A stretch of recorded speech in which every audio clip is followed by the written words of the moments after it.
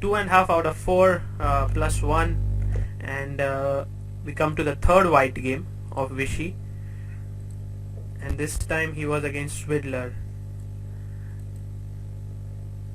Tell us something about what was going on for this game. I mean, it was the Marshall, yeah? It was the Marshall, and like... You've come a little bit... Yeah. As we said, that the Petrov was quite a problem. We thought at least the Petrov would be minimized to two opponents. But the Marshall we spent really a lot of time on, because, well, we thought that could appear, I mean, it was very much Svidler's weapon, it was very much Grishuk's weapon, it was very much Leko's weapon, but even Aronian would also play it. So we calculated at least 4 players, and a couple of others. I mean, Kramnik had also played a bit of, Marshall, so we thought actually that could happen in more than half the tournament. So there, well, we tried to prepare quite some different ideas, and well, we had quite some ideas and of varying sort of strength. And I mean, well, the first chance he got was against Svidler. That turned out incredibly well. I think. Okay, this is the accepted Marshall, and at that time that was reasonably popular. I mean, then at some point it completely vanished. Now it was a bit back again. Maybe now it's vanishing again. I mean, you know, fashions goes back and forth and such. But what do you think about the Marshall? Like, it's a good opening. I mean, but also, well, it was obviously Magnus Carlsen's preparation for kayak in the World Championship match recently against in New York, and there it worked very well. Although that kayak never challenged sort of the Lions, but I mean, there is many good openings in chess, but of course Marshall is one that stood the sort of test of time, and well, it's a great opening, no doubt about that. And it seems to me that, well, Black has quite some compensation for the pawn. So, but I think in previous tournaments Vichy had tried different ideas, but at that point we looked a bit at this strange idea of rook e1 and g3. There was quite some games there, and I think actually later, maybe in this position, maybe Grishuk or Grishuk's second started playing rook a7, which seems to be a strong move or something like that. And later in this tournament, Vichy would be white with Grishuk, so most likely this was Grishuk's counter preparation. But here, Svidler played the main line, and we had prepared some details that now I'm not really completely able to remember. But the position I would talk about is maybe here. I have a strong recollection that sort of generally when we were discussing these ideas, Vichy was talking a lot about that he really liked to get his knight on g2. And I'm pretty sure at that point, I have no idea why he thought the knight is good on g2, and I still really don't understand it. But I mean, well, maybe it's a great defensive square, and I mean, well, everybody would normally have the bishop on g2 and the knight on f3, right? But he was very happy about this setup, and maybe it somehow is very good at absorbing the black initiative. I don't know exactly, but no, this is, well, you have some strange memories, and one of them was that he thought the knight on g2 was great and such. So that was, it turned out incredibly well.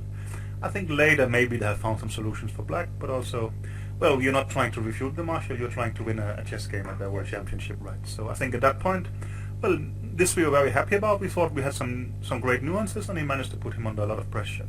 Again, I tend to focus on the opening phase going well because, well, that's my job, but still, it's a nice playable position. It's probably a bit advantageous for white, but that's kind of it. Like the game with Aronian, Vichy plays incredibly well in what happens. I think especially, oops, sorry, I'm jumping a bit ahead, but I think for a start, he made some nice moves with the rook. Okay, maybe that is simple, but especially, I think, well, the move bishop c1,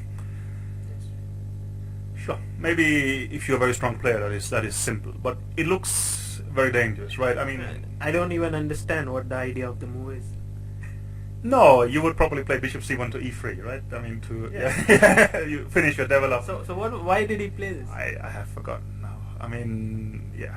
Well, but it looks really counterintuitive. Of course it does. I guess, well, maybe there is some kind of overload in the black position, right? That there is some pin in the e line, and but I don't know.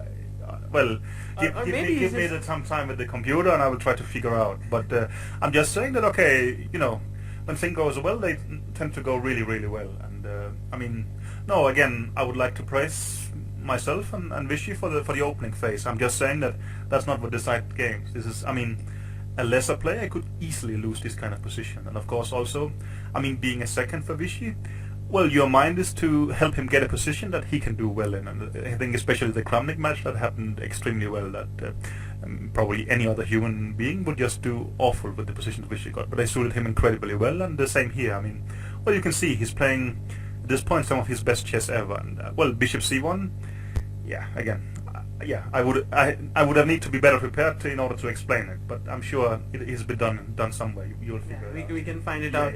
But the point is, you said Vichy needs to get a position that he feels is very good. What are these types of positions? Are they?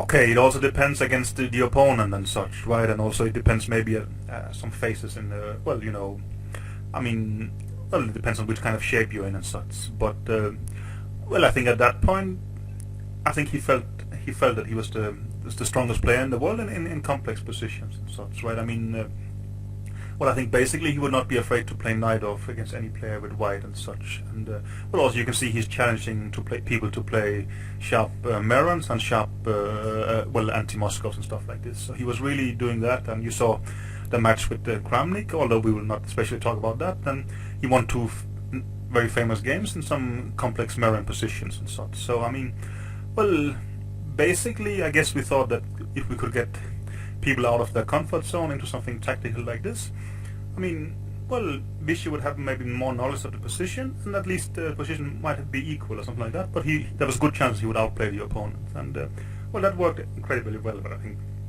well, Kasparov was doing similar things. Maybe Kasparov would also try to crush people in the opening, and someone like Magnus will try to say, okay, I will get a quiet position with positional nuances, and I'm gonna, you know, beat them in a long game and such. And well, there's no big secrets around there. I mean, but it's different to form the theory, but the opponent will of course make their own theories, and then becomes a clash of these two strategies, right? So. Yeah. But at this point, I mean, 2 victories, 2 draws, 3 draws. So excellent tournament. Of course, I mean, this was going, well, you can say according to schedule, but I mean, if anything, much better than that, right? I mean, well, of course, with white normally you push for a win, and with black even he was trying to win and won a game and such, right? But I mean, +2 after 5 rounds is an excellent result. Of course, the previous 2005, Topalov started with 6.5 out of 7, but normal circumstances you will see this is a great success, obviously.